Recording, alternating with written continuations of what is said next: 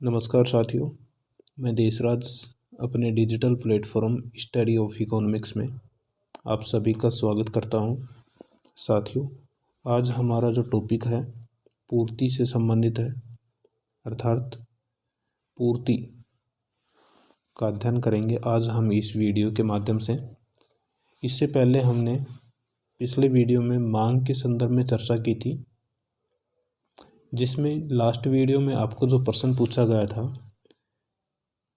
Change in M, delta M किसको प्रदर्शित करता है, जिसके संदर्भ में बहुत से विद्यार्थियों के कमेंट प्राप्त हुए थे और अधिकांश विद्यार्थियों के जवाब ठीक थे। चेंज इन एम हमें उपभोक्ता की आय में परिवर्तन को बताता है, अर्थात जहाँ पर चेंज इन एम प्रदर्शित होगा, दर्शाया जाएगा, उसका अर्थ ये होगा कि उपभोक्ता की आय में होने वाला परिवर्तन है। वह परिवर्तन धनात्मक भी हो सकता है और ऋणात्मक भी हो सकता है।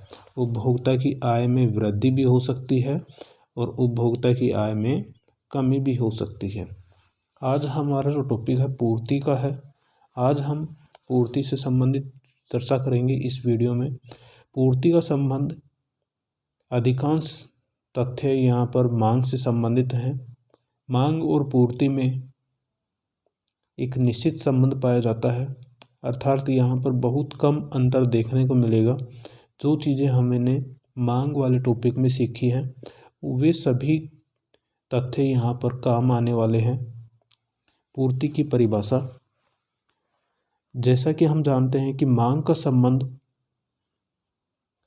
का संबंध होता है उपभोक्ता के साथ, जबकि पूर्ति का जो संबंध है, पूर्ति का संबंध उत्पादक से होता है। पूर्ति से अभिप्राय वस्तु की उस मात्रा से है जिसे एक विक्रेता एक निश्चित अवधि में निश्चित कीमत पर बेचने को तैयार रहता है। अर्थात एक उत्पादक या विक्रेता एक निश्चित अवधि में निश्चित कीमत पर वस्तु की उस मात्रा को बेचने के लिए तैयार होता है, तो उस वस्तु की उपलब्धता, बाजार में उपलब्धता पूर्ति कहलाती है। पूर्ति व स्टॉक वैसे तो एक जैसे शब्द लगते हैं, लेकिन इन दोनों में अलग अलग अंतर है। पूर्ति अलग तथ्य है और स्टॉक अलग तथ्य है। स्टॉक का संबंध एक उत्पादक द्वारा तैयार किए गए कुल माल से है, अर्थात उत्पादन के द्वारा जितना भी, एक उत्पादक के द्वारा जितना भी उत्पादन किया गया है कुल माल है, उसका संबंध स्टॉक से होता है। जबकि पूर्ति स्टॉक का वह भाग है जिसे एक उत्पादक निश्चित कीमत पर निश्चित अवधि में विक्रय करने के लिए तैयार होता है। अर्थात पूर्ति स्टॉक का भाग होता है, स्टॉक का वह भाग जिसको एक उत्पादक करता या उत्पादन करता निश्चित कीमत पर निश्चित अवधि में बाजार में बेचने के लिए तैयार है, तो स्टॉक की उस मात्रा को हम पूर्ति कहते हैं। अब जैसे हमने मांग अनुसूची पढ़ी थी, उसी तरह से हम पूर्ति अनुसूची का संबंध निकालेंगे। पूर्ति अनुसूची पूर्ति व कीमत के संबंध को दर्शाती है। जैसे मांग अनुसूची मांग और कीमत के संबंध को दर्शाती है, उसी तरह पूर्ति अनुसूची पूर्ति व कीमत के संबंध को दर्शाती है। पूर्ति को प्रभावित करने वाले अन्य तत्व स्थिर माने गए हैं। जैसे हमने मांग में भी कीमत के अलावा अन्य तत्वों को स्थिर माना है, इसी तरह पूर्ति में भी अन्य तत्वों को हम स्थिर मानते हैं। पूर्ति व कीमत का संबंध दर्शाती है पूर्ति अनुसूची। जिस तरह से मांग अनुसूची कीमत व मांग में संबंध को दर्शाती है। कीमत में अगर वृद्धि होती है तो कीमत में वृद्धि होगी तो मांग में कमी होगी, अर्थात कीमत और मांग में विपरीत संबंध को दर्शाती है मांग अनुसूची। लेकिन यहाँ पर पूर्ति अनुसूची है, कीमत में अगर वृद्धि होती है तो सप्लाई में भी वृद्धि होगी, इसलिए कीमत और पूर्ति में सीधा संबंध पाया जाता है, धनात्मक संबंध पाया जाता है, और मांग और कीमत में विपरीत संबंध पाया जाता है। पूर्ति अनुसूची दो प्रकार की होती है। जैसे मांग अनुसूची हमने दो प्रकार की पढ़ी थी, उसी तरह पूर्ति अनुसूची भी दो प्रकार की होती है। व्यक्तिक पूर्ति अनुसूची, बाजार पूर्ति अनुसूची। व्यक्तिक पूर्ति अनुसूची किसी फर्म द्वारा विभिन्न कीमतों पर निश्चित समय पर की जाने वाली पूर्ति मात्रा का सारणी रूप व्यक्तिक पूर्ति अनुसूची कहलाता है। इसका संबंध व्यक्तिक मांग अनुसूची की तरह ही है। व्यक्तिक मांग अनुसूची में एक व्यक्ति के द्वारा विभिन्न कीमतों पर निश्चित समय में मांगी जाने वाली मात्रा का सारणी रूप होता है, जबकि व्यक्तिक पूर्ति अनुसूची में किसी फर्म के द्वारा विभिन्न कीमतों पर निश्चित समय में पूर्ति की जाने वाली मात्रा का सारणिक रूप व्यक्तिक पूर्ति अनुसूची कहलाता है। यहाँ पर सारणी में एक फर्म की व्यक्तिक पूर्ति अनुसूची दी गई है। जब वस्तु की कीमत 10 रुपये है तो एक फर्म उसकी 250 इकाई की पूर्ति करती है। जब कीमत 20 रुपये है तो पूर्ति की मात्रा बढ़कर 400 हो जाती है। 30 रुपये कीमत होने पर पूर्ति की मात्रा 500 और 40 रुपये कीमत होने पर पूर्ति की मात्रा 600 हो जाती है। इस प्रकार यहाँ पर सारणी के अनुसार जैसे जैसे कीमत में वृद्धि होती है उसके अनुसार पूर्ति की मात्रा में भी वृद्धि होती है। यहाँ पर व्यक्तिक पूर्ति अनुसूची है, इसको हम कारों के माध्यम से दर्शाएंगे। यह हमारा व्यक्तिक पूर्ति वक्र। यहाँ पर एक्स अक्ष पर तो हम पूर्ति की मात्रा ली गई है और वाई अक्ष के ऊपर पूर्ति की कीमत ली गई, वस्तु की कीमत ली गई है। जब वस्तु की कीमत 10 रुपये है तो पूर्ति की मात्रा 250 इकाई।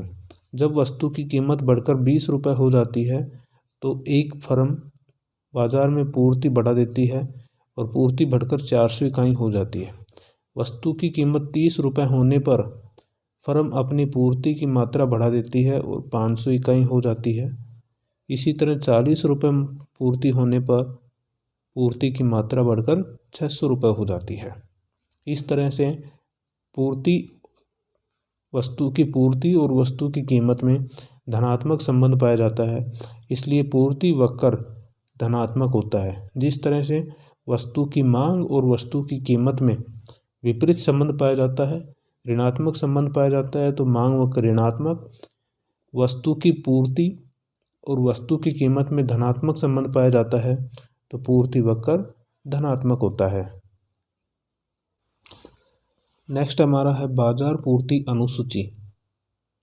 बाजार पूर्ति अनुसूची जिस तरह से बाजार मांग अनुसूची होती है उसी तरह से बाजार पूर्ति अनुसूची भी होती है। बाजार मांग अनुसूची में समस्त उपभोक्ताओं के द्वारा मांगी गई मात्रा का सारणी रूप होता है। उसी तरह बाजार पूर्ति अनुसूची में समस्त फर्मों द्वारा बाजार में विभिन्न कीमतों पर किसी वस्तु की करी जाने वाली पूर्ति की मात्रा का योग का सारणी रूप बाजार पूर्ति अनुसूची कहलाता है। यहाँ पर दो फर्म हैं जो बाजार में पूर्ति कर रही हैं, फर्म ए और फर्म बी। वस्तु की कीमत है 10 रुपये, 20 रुपये, 30 रुपये, 40 रुपये, अर्थात वस्तु की कीमत बढ़ रही है तो फर्म ए के द्वारा बाजार में की जाने वाली पूर्ति की मात्रा भी बढ़ती है।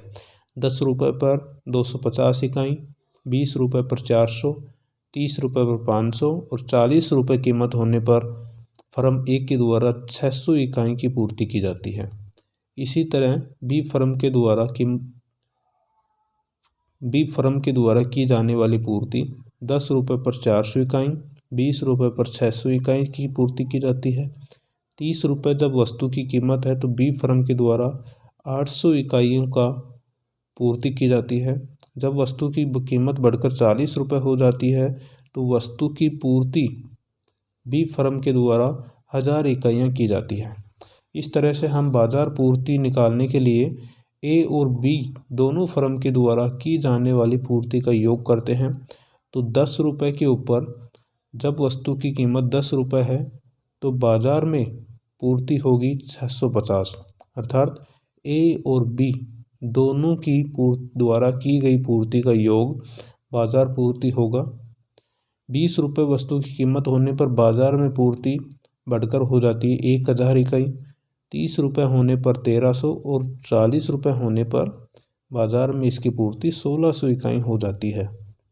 अब हम इसको पूर्ति वक्र, जिस तरह से पूर्ति अनुसूची 2 प्रकार की होती है उसी तरह से पूर्ति वक्र भी 2 प्रकार का होता है, बाजार पूर्ति वक्र और व्यक्ति पूर्ति वक्र। पूर्ति वक्र क्या होता है? पूर्ति वक्र पूर्ति अनुसूची का रेखाचित्र रूप पूर्ति वक्र कहलाता है। जैसे मांग वक्र है, मांग अनुसूची का रेखाचित्र रूप। कीमत व पूर्ति मात्रा में धनात्मक संबंध को दर्शाता है। पूर्ति वक्र कीमत और पूर्ति की मात्रा, इन दोनों के मध्य धनात्मक संबंध को दर्शाता है। अर्थात वस्तु की कीमत बढ़ेगी तो पूर्ति की मात्रा भी बढ़ जाती है, दोनों में धनात्मक संबंध पाया जाता है। पूर्ति वक्र 2 प्रकार का होता है, जैसे अभी हमने पढ़ा था, व्यक्ति पूर्ति वक्र और बाजार पूर्ति वक्र। व्यक्ति पूर्ति वक्र निश्चित समय में विभिन्न कीमतों पर एक फर्म के द्वारा की जाने वाली पूर्ति मात्रा का रेखाचित्र रूप व्यक्ति पूर्ति वक्र कहलाता है। जैसे हमने अभी देखा था वही पूर्ति वक्र यहाँ पर दर्शाया गया है। फर्म ए है, ए के द्वारा अलग अलग कीमतों पर की जाने वाली अलग अलग पूर्ति की मात्रा को हम एक पूर्ति वक्र में दर्शाते हैं, तो यह पूर्ति वक्र धनात्मक हो जाता है, धनात्मक होता है। अर्थात जैसे जैसे वस्तु की कीमत बढ़ती है पूर्ति की मात्रा भी बढ़ती जाती है। अर्थात धनात्मक पूर्ति वक्र कीमत के बढ़ने पर पूर्ति की मात्रा बढ़ती है और कीमत के कम होने पर पूर्ति की मात्रा कम हो जाती है। इसी तरह यह है हमारा बी फर्म का पूर्ति वक्र। इससे पहले हमने ए फर्म का पूर्ति वक्र देखा है। बी फर्म में अलग अलग कीमत पर अलग अलग पूर्ति की जाती है और बाजार पूर्ति वक्र इन दोनों फर्मों का योग होगा। यहाँ पर दे रखा है बाजार पूर्ति वक्र, जो ए और बी दोनों फर्मों के द्वारा की गई पूर्ति का योग है। Supply of market, A firm के द्वारा की गई सप्लाई और बी फर्म के द्वारा की गई सप्लाई का योग होता है। अर्थात 10 रुपये के कीमत पर ए और बी दोनों फर्म मिलकर 800 इकाई की पूर्ति करते हैं। 20 रुपये के ऊपर जब वस्तु कीमत बढ़कर 20 हो जाती है तो ए और बी फर्म के द्वारा 1000 इकाई की पूर्ति की जाती है। जैसे जैसे कीमत में वृद्धि होती है पूर्ति की मात्रा में भी वृद्धि होती जाती है। पूर्ति वक्र, बाजार पूर्ति वक्र की परिभाषा एक बार हम दोबारा देखते हैं। निश्चित समय में समस्त फर्मों द्वारा विभिन्न कीमतों पर की जाने वाली पूर्ति मात्रा के योग का रेखाचित्र रूप बाजार पूर्ति वक्र कहलाता है। यह व्यक्तिगत फर्मों के पूर्ति वक्रों का क्षैतिज योग द्वारा प्राप्त किया जाता है। अर्थात पूर्ति वक्र का संबंध वस्तु की मात्रा और वस्तु की पूर्ति मात्रा और वस्तु की कीमत के बीच धनात्मक होता है। तो साथियों, इस तरह से हमने आज पूर्ति वक्र के बारे में जाना। पूर्ति अनुसूची और पूर्ति वक्र, बाजार अनुसूची, व्यक्ति अनुसूची, व्यक्ति पूर्ति वक्र और बाजार पूर्ति वक्र, इसके बारे में जाना। कल हमारी जो क्लास होगी, नेक्स्ट वीडियो में हम पूर्ति को प्रभावित करने वाले तत्व और पूर्ति के नियम के बारे में जानेंगे। साथियों, आज का हमारा जो प्रश्न है वह प्रश्न है सामान्य वस्तु की पूर्ति वक्र, पूर्ति के संदर्भ में, अर्थात सामान्य वस्तु का पूर्ति वक्र का ढाल कैसा होता है। इसका आंसर आपको कमेंट में डालना है। साथियों, अगर आपको मांग वाला टॉपिक अच्छे से क्लियर है तो आशा करता हूँ यह पूर्ति वाला टॉपिक आपको क्लियर हो गया होगा।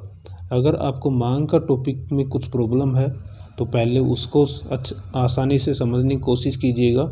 जब मांग का टॉपिक आराम से समझ में आ जाएगा तो पूर्ति का टॉपिक आसानी से समझ में आ जाएगा। अगर मांग का टॉपिक आपको नहीं आता है तो पूर्ति वाला टॉपिक भी आना मुश्किल लगेगा, इसलिए आप पहले मांग वाला टॉपिक पढ़िए। अगर मांग वाला टॉपिक क्लियर है तो आप पूर्ति वाला टॉपिक अध्ययन कर सकते हैं। और साथियों, पूछे गए प्रश्न का आंसर आप कमेंट में कीजिए। धन्यवाद।